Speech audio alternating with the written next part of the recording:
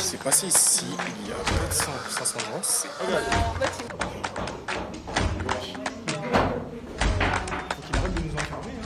Les gars, il a terminé, c'est parti aussi de l'histoire. Donc voilà les gars, on se retrouve au bord de l'océan. Les gars, cette vidéo est en deux parties, donc si vous n'avez pas vu la première partie, je vous invite à aller la voir. Je vous invite à aller la voir tout simplement. Donc là, deuxième partie de la vidéo, on se retrouve devant un ancien fort d'esclaves. Je sens qu'on va pas rigoler. Je sens qu'on va pas trop rigoler. C'est même pas que c'est hyper réaliste, c'est que c'est réel. Je remonte 500 ans en arrière, ce qui s'est passé, c'était pas drôle, hein. C'était pas marrant.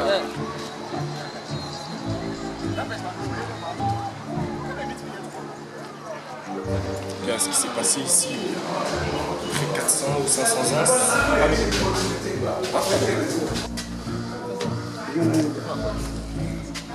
c'est ce qui s'est passé ici, il y a 400 ou 500 ans, c'est du coup, les esclaves, ils étaient mis où? J'arrive pas à me projeter de comment leur vie était, genre. En fait, j'ai pas envie de me projeter, de savoir comment leur vie était, parce que c'était pas... Leur vie, elle était pas ouais. J'arrive pas à savoir où ils arrivaient, comment ils étaient en gros. J'arrive pas à me projeter. C'est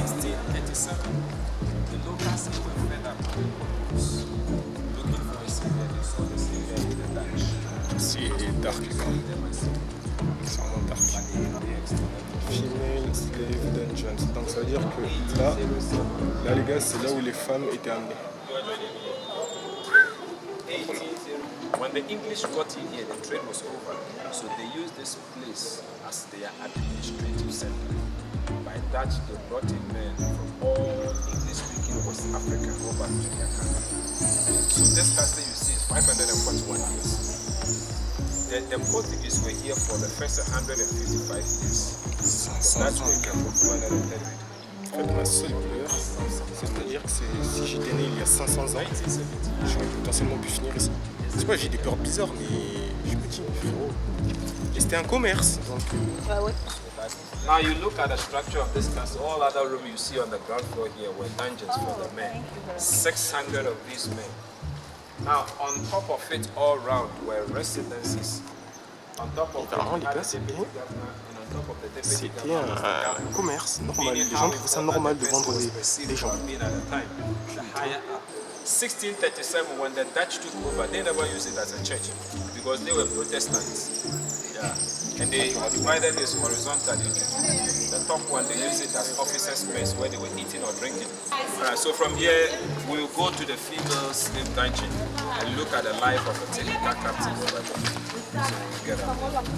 Donc là vraiment les gars, on rentre dans l'endroit où les esclaves arrivaient. C'est pas une blague, c'est la réalité. Moi, ce genre d'endroit, vraiment, ça m'angoisse parce que je me dis que si j'étais né 500 ans dans le passé, mon gars, j'aurais pu finir ici. Les trucs comme les choses comme ça, ça m'angoisse. J'aime pas. Non, j'aime pas. Des fois, je me demande s'il n'y a pas des traces même du passé. Qu'est-ce que je raconte? C'est les traces du passé. Ah ouais, c'est là qu'ils étaient. Alright. As I said, at the peak of the trade, this castle will talk about 1,000 captives. 600 men were contained down there, and 400 women were occupying this part of the castle. Where we are used to be the largest of the dungeon for the women, and over here you could talk about 100 to 150 of them. You look at the floor as hard as it is where they were packed or were sleeping. They gave them food or water once or twice in the day, very little just to keep them alive. For a month or two, they were held in here and mostly allowed out whenever the governor wanted to pick one to use. Yeah, and over here too, there were no washroom, and women had to go through their menses and yet be sleeping in it. Now that hole you see at the corner there were for ventilation, but unfortunately it was connected to a point they called magazine, where the Europeans kept their munitions. So whenever there was any leakage, just imagine the toxic or the fumes came straight into this room and would worsen the already bad situation over here. But they talk about the fact that staying here for the first month, getting on to the next month, most of them became too weak to the point that they couldn't get up to use these containers. So practically, they ended up doing everything on the floor. So this floor you see here today in times past used to carry feces, urine, vomit, menstrual blood, and you seriously cannot underestimate the heat and the stench that was in here. Now let's go. Vraiment, cet endroit, c'était pas marrant. Ouais, leur vie, elle a pas dû être marrante. C'est quoi ça? Parce qu'on jetait des gens là, là? C'était quoi? Right, so this is a water tank or reservoir. Rainwater was used to store it, and it had 20,000 gallons when full, constructed by the Portuguese. When the Dutch got in here, what if the Portuguese might have poisoned it? So they stopped using it. By disproving that water in there was not poisoned, they were just scared for salt. Most of the Europeans who came down to trade never came along with their women, and they couldn't stay in the dungeons or up there all alone.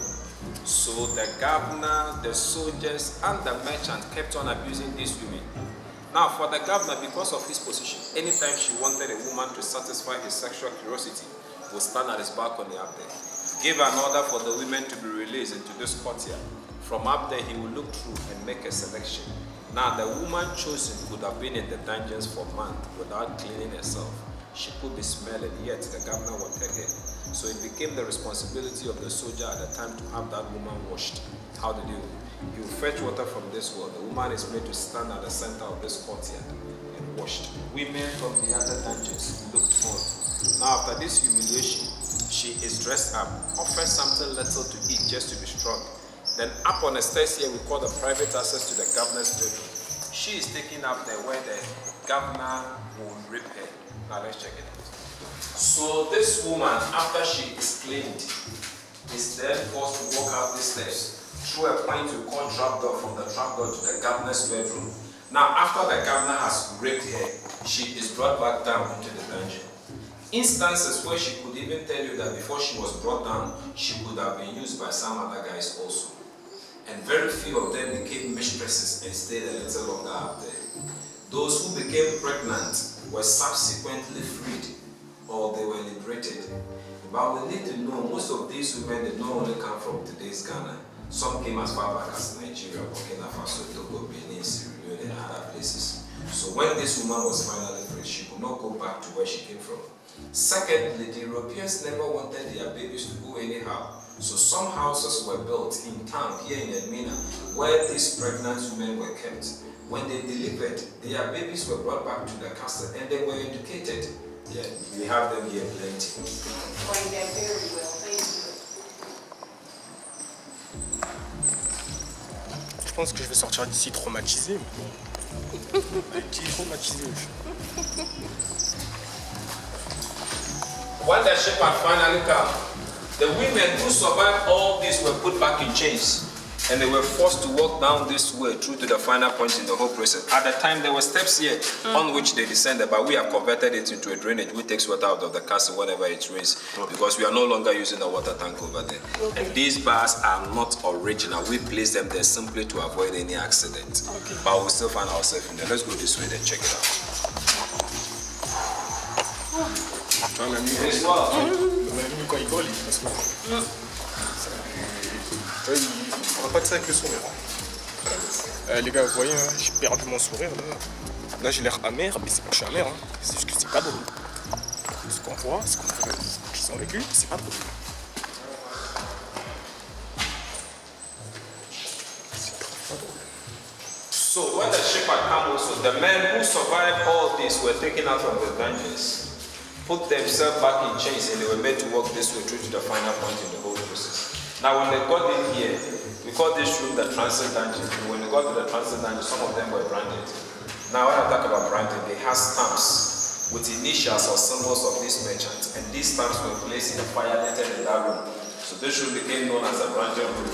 Now when they take it out, they smear a little fire at the point they want to mark, and they hit it. Yeah. People were dying from the result of the shock of the pain. Those who survived, still in chains, were all they put together in a line of about 5, 10, or 15, made to walk this way through to the final point. Now, whilst they were in here, these two openings were for ventilation. Now, let's go.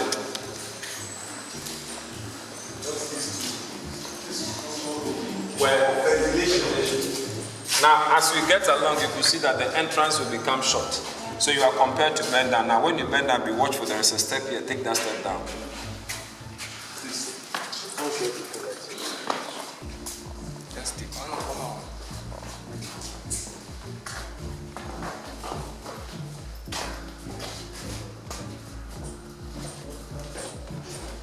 C'était pas drôle. Après, il était cool. Okay, this is where you showed us. Yeah, so whereas the women were coming from here, the men were coming from that end. So this place became known as a converging room. And in a convent, that is where maybe you could see a person for last. When they were brought in here, they were separated into separate cells, different cells. Some will not see themselves till the story ends. Others will have the opportunity to see themselves over here. And over here too, they were not allowed to talk to each other. So even if you see any of your relatives, being your mother, father, brother, sister, uncle, whoever it was, the best you could do was to cry and cry and cry. From this point, you move on to the last stage. And over here to the entrance is short, so you are compared to bend down. Now when you bend down, don't be too quick to get up. Take about 4 or 5 steps before you get up. Now if you don't count 4 or 5, we have a very thick wall over here. Chances are that you could hit your head with it. So you bend down, take about 4 or 5 steps, then you are good to go. Now, after warning you, I will not be responsible if anyone hits his head. Mais, est-ce que tu peux? De quoi tu parles? J'ai mal. I'm tall. Donc là, il va falloir passer par un trou de souris. Oh no, this is Il va falloir passer par un trou de souris. Leur vie, les gars, c'était pas drôle. Wesh. Leur vie, là, elle était pas drôle. Okay, so we are at the final point in the C'est whole quoi tout ça? process. Meaning that nobody enters this room and went back from here to the boat, and that ends the story. Yeah. That's why. To the boat. To the boat, and that is it. Yeah. So this door, yeah, so nobody enters here and went back. But today I'm a kind man. Anyone who has entered here is assured of going back. Yeah. You don't say thank you, okay? Thank you. You're not a step master, right? Yeah. Yeah, so what I tell people is that in the life of a captive, life never got better. It only got worse. Yeah. In other words, every stage will be more severe than the previous. Yes, there was difficulty walking down several miles to this place, you all agree. But it was better walking down than staying in the dungeons, in your physics, in your jury, not getting as much food as you wanted. Yeah, it was brutal at the dungeon, but it was better in the dungeon than in the ships, where we had those spaces between 25 to 30 inches high. People were meant to lie side by side, unable to move, unable to sit down. Hands and legs were in chains and in shackles. While some of them were defecating, urinating and vomiting all over themselves. Instances where one could not even get his own hands to clean his own face because it is in shackles. Some of them were dying because of how closely they were packed. And for the women, most of them were raped, sometimes until the point of death. And it was regular to wake up and see another person dead. For that, it was normal. You know this guy called Richard Drake, John Newton, who this song is accredited to Amazing Grace. Yeah, he used to be a one-time slave trader. Bon ben les gars, voilà, je viens de sortir du fort d'esclave. J'ai pas le sourire. Vraiment ce qu'il nous a expliqué, c'était pas drôle. Hein. C'était quelque chose de pas marrant. Voilà. Ça fait aussi partie de l'histoire. J'espère que vous avez kiffé autant que moi. J'avais l'air amer, mais c'est juste que j'avais pas le sourire. Ce qu'il nous avait expliqué, c'était pas drôle. Vraiment pas drôle.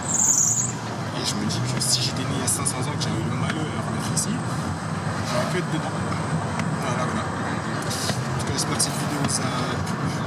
N'hésitez pas à vous abonner, à lâcher un gros pouce bleu pour ce qu'on a vécu.